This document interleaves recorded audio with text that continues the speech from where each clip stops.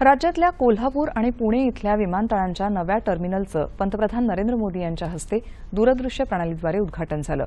कोल्हापूर विमानतळाच्या उद्घाटन प्रसंगी मुख्यमंत्री एकनाथ शिंदे कार्यक्रमस्थळी उपस्थित होते। आधुनिक सुविधांसह सज्ज असलेल्या या विमानतळामुळे उद्योग आणि पर्यटनाला चालना मिळणार आहे। या विमानतळाच्या इमारतीला कोल्हापूरच्या ऐतिहासिक परंपरेला साजेसं दर्शनी रूप देण्यात आलं आहे। प्रस्थान प्रवासी कक्षात छत्रपती शिवरायांच्या राजदरबाराचं भव्य तैलचित्र रेखाटण्यात आलं आहे।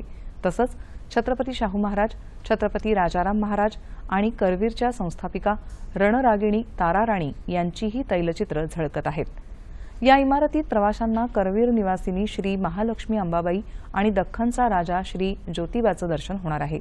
तसंच कोल्हापूरमधील वन्यजीव आणि निसर्ग सौंदर्याचंही दर्शन घडणार आहे।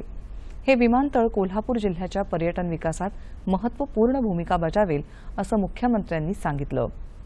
या कार्यक्रमानंतर मुख्यमंत्री एकनाथ शिंदे यांनी नव्या टर्मिनलची सर्वत्र फिरून पाहणी केली।